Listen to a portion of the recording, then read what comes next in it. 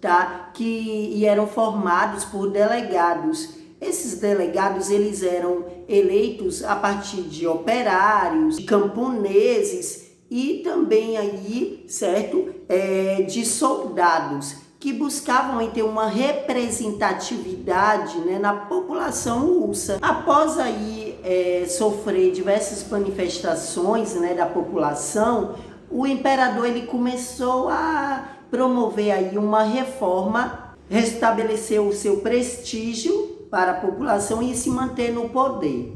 Então ele vai criar o que aí? A Duma, que era um parlamento formado por deputados eleitos que auxiliavam aí nas decisões políticas. E para querer manter uma política de bons amigos, essa Duma aí também criou o Sindicato dos Trabalhadores. Bom, como eu falei para vocês, a Rússia ela estava também passando por problemas, conflitos dentro do seu próprio país, ao mesmo tempo que também estava na guerra. E, gente, participar de uma guerra não é fácil nem barato.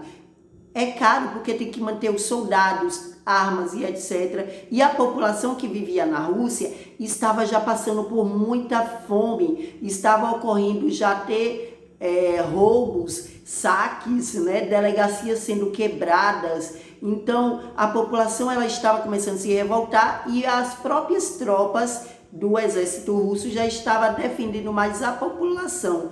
E aí, sem ter como controlar nessa situação, o imperador Cesar, né, o Nicolau II, ele teve que abdicar do seu cargo. Após a saída do imperador, deu lugar aí a um governo socialista mais moderado, onde foram feitas aí diversas reformas muito importantes, como, por exemplo, a regularização de 8 horas de jornada de trabalho. Antes, as pessoas trabalhavam muitas horas. Além disso, foi aí também, né, feita uma reforma para a liberdade de imprensa e também para que houvesse novas organizações políticas dentro da própria Rússia. Que a Rússia, pessoal, ela ainda estava na Primeira Guerra Mundial, mesmo com o imperador ter saído do governo.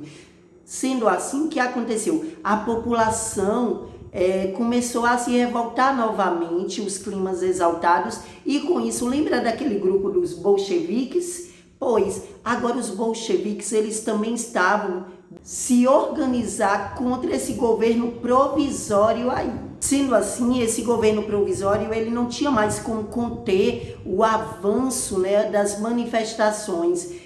Os camponeses, por exemplo, eles já estavam fazendo na prática a reforma agrária. Eles estavam aí tomando já terras dos nobres, né, que eram as pessoas que tinham mais condições, e também da igreja ortodoxa da época. Esse governo provisório ele não tinha mais forças e apoio das tropas. O Lenin e o Trotsky, tá, que foram os líderes daquele grupo bolcheviques, aproveitaram essa situação e fizeram aí uma insurreição. O que é isso, professor? Insurreição? Liderados aí pelo grupo dos bolcheviques, né, tendo aí Lenin e Trotsky como esses principais líderes, eles se juntaram também aos grupos como as tropas militares e também as populações que estavam contra esse governo provisório, como aí os trabalhadores também que foram para essa luta, né, para essa revolução. Sendo assim, né, esse grupo, né, chamado revolucionários, eles tomaram diversos pontos da Rússia, né, capitais, né, enfim, e conseguiram tirar esse governo provisório, tá, do poder. Assim que tomaram o poder, os bolcheviques criaram um conselho de comissários do povo. O que era isso? Era um tipo de ministério responsável pela organização do governo e também responsável pela população russa, né, para administrar aí como vai ser essa população russa, como eles irão governar. E quais foram as primeiras medidas aí que foi tomada pelo governo, né, dos bolcheviques, liderado por Lenin, tá? Logo, esse governo ele começou a fortalecer mais ainda o Estado, né, buscando aí dominar a maioria das terras que tinham na Rússia, dominar as indústrias, né, os bancos, tanto que os bens da igreja eles foram confiscados, o ensino religioso da época foi proibido e muitas terras foram distribuídas aí aos camponeses de acordo com suas necessidades e a capacidade de trabalho com as famílias. Além disso, os operários eles começaram a comandar as fábricas, né? E aí os bolcheviques, quando assumiram o poder, eles determinaram aí que tivesse apenas um partido na Rússia, né? Que foi rebatizado como Partido Comunista. E depois criaram aí o RSS, União das Repúblicas Socialistas Soviéticas, tá?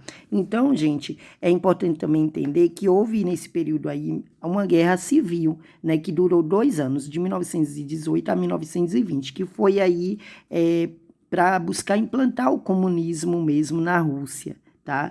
E diante disso, diante de diversos conflitos internos e externos, né, de guerras, a Rússia ela queria recuperar seu país e aí ela criou o NEP, tá?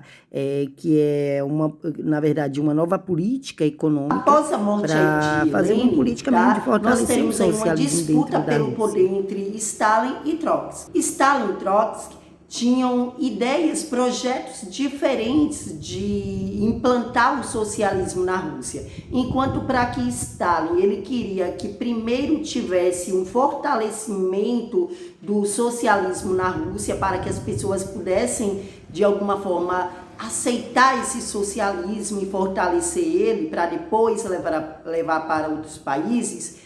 O Trotsky, ele queria diferente, ele queria que esse socialismo ele já tivesse levasse para outros países para fortalecer dentro também da própria Rússia esse socialismo. Eles lutavam contra um inimigo que era o capitalismo, né? Que é esse sistema econômico bem forte até hoje. Dominando aí a máquina eleitoral do período, tá? O Stalin ele ganha aí essa eleição e expulsa o Trotsky do próprio país. Quando Stalin ele entra no poder, ele assume o governo, o que ele faz? Ele busca eliminar aí seus adversários, aqueles revolucionários que lutaram contra o seu principal inimigo, o Trotsky.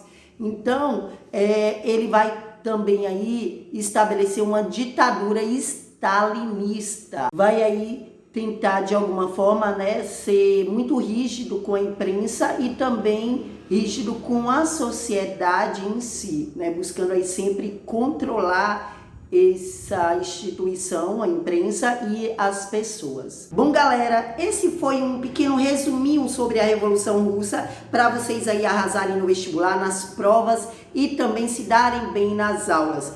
Tchau, tchau!